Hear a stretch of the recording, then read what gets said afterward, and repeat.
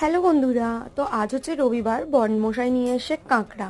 তো দেখো এইখানে হচ্ছে মরা কাঁকড়া, আর এগুলো জ্যান্ত ভেবে দিয়ে দিয়েছে কাঁকড়াগুলো। তো তারপর দেখলাম যে মরা। তো এইটা তোমাদের দাদাভাই তুলে দেখাচ্ছে যে বিশাল বড়। তারপর ওর হাতটা কাটা ছিল, যেহেতু গ্লাভস পরে কাঁকড়ার ডানাগুলো কেটে দিয়েছে। তো এটা আমি দেখাচ্ছি, বলছে তুলে দেখাও কত বড়। এইটাই হচ্ছে সব থেকে বড়। তো আমার তো ভীষণ ভয় লাগে। তারপর ছাড়িয়ে পরিষ্কার করে কাঁকড়াগুলো ভেজে নিয়েছি। এবার হচ্ছে আদা রসুনের পেস্ট করে নিয়েছি। তারপর পেঁয়াজ ভাজি, আদা রসুন, টমেটো, ধনে, জিরে, কাঁচা লঙ্কা দিয়ে, গুঁড়ো লঙ্কা, কাশ্মীরি লঙ্কা গুঁড়ো রং হওয়ার জন্য দিয়ে ভালো করে মশলাটা কষিয়ে নিয়েছি। কষিয়ে নেওয়ার পর এবার ভাজা কাঁকড়াগুলো দিয়ে আর দুটো আলু দিয়েছিলাম। তো দেওয়ার পর দেখো এগুলো এমনি ফুটে গেছে। ফুটে যাওয়ার পর বেশ কষা কষা হয়ে যাওয়ার পর নামিয়ে নিয়েছি, আর গরম মশলা দিয়ে দিয়েছি। সাথে গরম গরম সার্ভ করে দিলাম কাঁকড়ার ঝাল আর ভাত।